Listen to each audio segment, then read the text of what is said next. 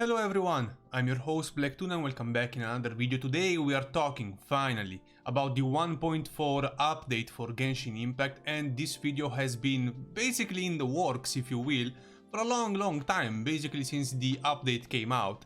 And why is it coming out now? Well, it's because I'm tired.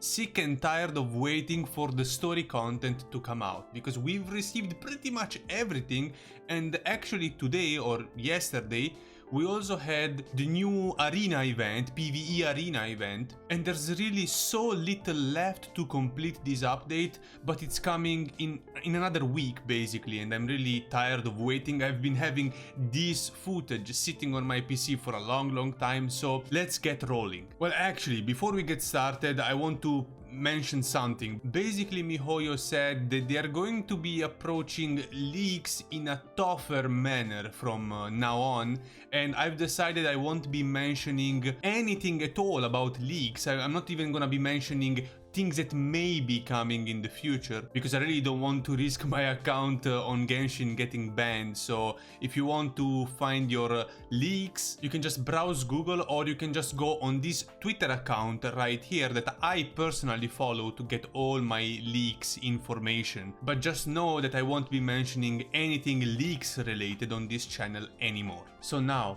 the 1.4 update, it's here.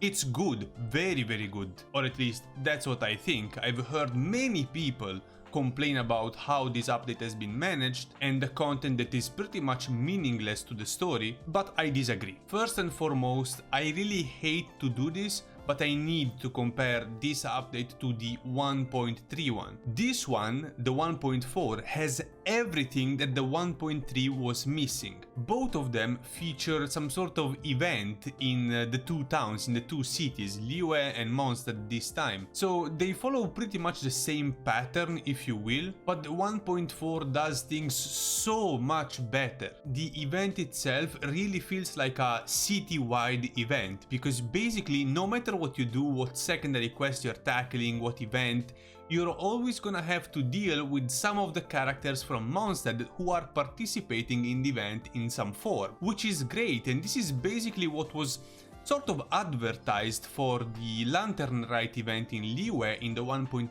update, when they showcased Chongyun walking in the street, Jingyan playing the guitar. Sorry if I'm butchering these names, I'm sorry, I really don't know how to pronounce them, and I know that the Genshin Impact community really cares about the pronunciation, so apologies if I'm not pronouncing these names correctly. I'm trying my best, trust me. But in the end of the day, when the 1.3 rolled over, there was nothing of that sort. The only character that we were dealing with was basically Zhao. 1.4 does things the right way. You basically meet, you meet literally everyone from Monstadt. So yeah, the setting itself for this update is so much better of the one for the 1.3, although the visuals of the city in the 1.3 were a little bit nicer, I have to admit. Now, for the events themselves. First of all, the Hangout event. Now, this update is great for many things, and the Hangout event is one of the main parts for me, because the Hangout events are something that is here to last. It's not something that is going away with this update,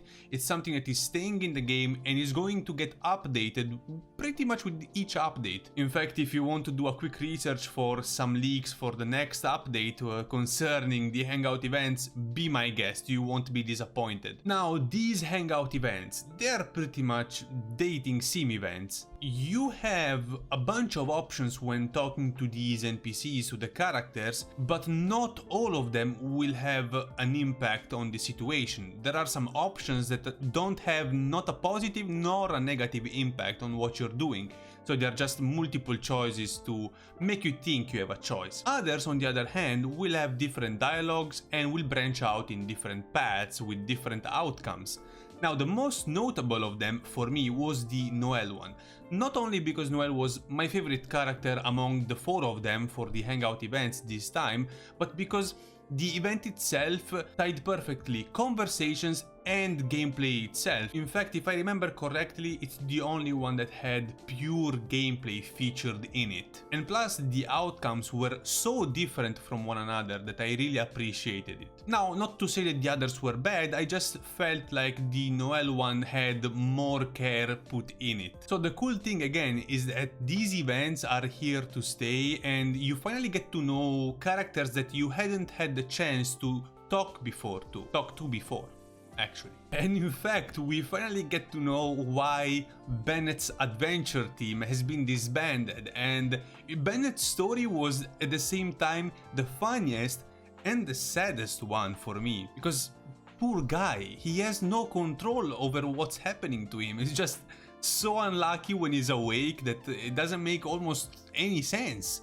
The weather itself changes when Bennett is around. So yeah, overall, the Hangout events get a big seal of approval from me, and I can't wait to see how this situation evolves and how much better can they make these scenarios, because I would really love for them to feature more gameplay, of course, contextualized in what's going on with the story of the character, and see them build upon it. Now, the event itself also had some secondary quests that I'm not a huge fan of. They were most talking quests. You just go from point A to point B, you talk to these characters and you get your reward. Now, there was an underlying story with Venti and him being some sort of poetry teacher, even to Kea, and Bennett, of course, how can we forget him? And that's cool and all, but the meat and potatoes of this update were the minigames. Now, there's a bunch of new minigames in this new update, and I'm really sorry that are here to stay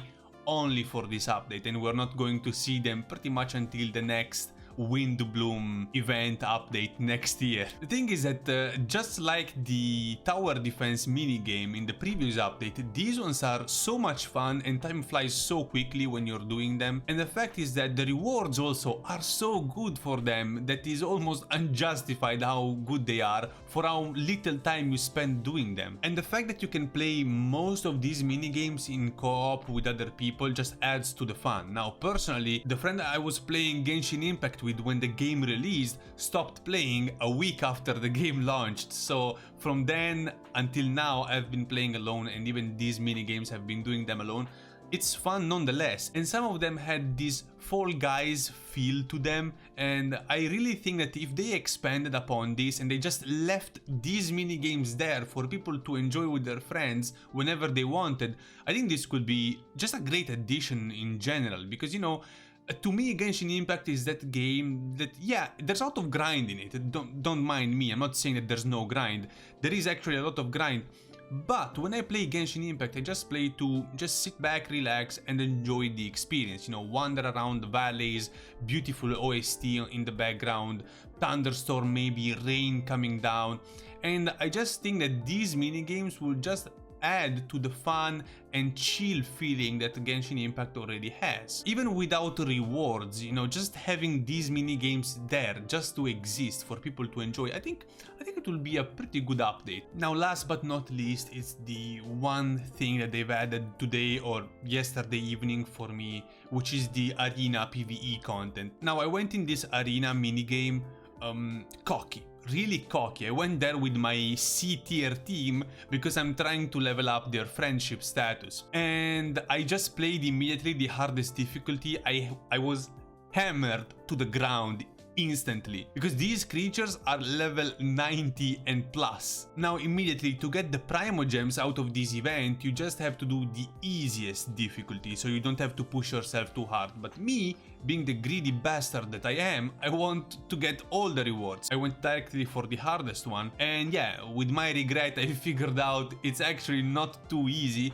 but every stage, because you know what, I went in without reading, but it turns out that every stage has its own mechanic, its own gimmick, if you will, that you can exploit to get a lot of damage out. So yeah, after reading I managed to do that no problem, and I have to admit it's quite fun, it's quite interesting. I hope the next tiers of this event get really hard like the Spiral Abyss does at level 12, but overall a good event nonetheless. Now again, this one is not here to stay. The only event that is staying is the Hangout event, but this is pretty much everything that they've put in this update up until now.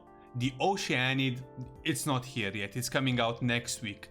The new story content, it's not here yet, it's coming out next week. Rosaria the character, it's not out yet, it's coming out next week. Actually, it's coming out in 3 days, Rosaria with a new banner with child. But yeah, so to add to this update, I'm really happy also that they didn't put any new 5-star characters, and right now they just did some reruns of Venti and Child. There is a new 4-star character, Rosaria, but I'm pretty confident she's gonna be coming out in the normal everlasting banner. So if you want to pull for her casually, you can do that later on. And if you don't care about Child or Venti, like I do, you can just save your Primogems for new characters coming out in the next update. So, to recap, the 1.4 version up until now, to me, has been a great experience. Tons of events, tons of things to do, and almost all of them incredibly fun to complete. I mean, yeah, there are a couple of talking quests here and there, but it's really nothing too overwhelming, unlike it was in the 1.3, where 90% of the quests were talking to NPCs and doing the delivery guy. This time I think they really did a good job making this feel like a real city event. Tons of character interactions between each other as well. We've seen Diluc, Keia and Rosaria in Diluc's tavern talking together and hanging out, having a drink. It's moments like these that make this game really worth playing, when you see characters interact with each other and see what they say to each other. And this is also what I'm looking for in this game, just chill moments, combat as well with the main story, hopefully. But overall, I want to have a chill experience, tons of activities to do, different from one another, no resin required for any of these, and tons of reward. Something that needs to be underlined for this 1.4 update is that they've been incredibly generous with Primogems giveaways, with the amount of Primogems that they've been giving out with each and single minigame or event or quest that you can complete. And this is not over yet, because again, there are other things that are coming out soon enough that are going to give even more rewards. So if you've been saving up for Primogems and you wanted more Primogems to save, this is the update for you. There's tons of things to do, tons of rewards, and you won't be disappointed. Now, are there downs to all the ups that this update has? Absolutely. Now, me personally, when I play Genshin Impact, I also play, again as I said, for the story, for the characters. And who has been left alone for all this time? Well, our main character, of course. In the previous update, when we met Dainsleif, the meeting was so short, the whole story part lasted 20 minutes, but being generous, 20 minutes. So now when this new 1.4 came out with the trailer that they released, I was hoping the story content would be beefy, would be huge, would be right from the get-go. So when the update rolls out, you can just jump in, see what's going on with your sister in this game. But boy, was I wrong. Up until now, they are yet to release the first step of the story content. And that is coming out on the 12th of April. So for me, at the time of recording this, there's other 9 days of wait time until I can play some of the story content. And now personally, I feel like this choice that they made for the story content couldn't be more absurd. I'm a firm believer that story content should be the first thing that gets introduced in your new update, before the events, before the new banner, before anything else. The story content should be the first item to be added. And I'm saying this especially because in the previous update the story content was so thin, and I'm talking about the main story content with the Eder and his sister. So I really don't understand where this choice comes from, because I feel like it's absurd. I don't like it. I may be in the wrong, maybe they have a strategy behind this, and I'm sure they do, because It's all about marketing and all this kind of stuff to get people engaged in your game as long as possible. But in the same time, as a fan of the game, I really want to see the story content. Do you understand? Now, I'm not sure if this sentiment is mirrored by other players, because no one is really talking about the story content online, so I'm not sure if I'm the only one feeling this way, but this is my only negative opinion about this update, because again, I wanted to see the story update as the first thing that gets released. Unfortunately, it's not like that, but overall the update is pretty solid. Can't wait to see what the Oceanid has going on, but let's remember that the Oceanid event only is going to require resin to be completed, so save your resin if you want to. Apart from that, I think this is everything that I had to tell you today. I truly recommend this update if you want to have an incredibly chill time alone or with your friends. I think this update is for you, and you know, you should hurry up if you want to play the mini games, because they're not bound to stay. But this is everything that I had to tell you today. If you enjoyed this video, please do click the like button, subscribe, and leave a comment down below, because I will see you again in the next video.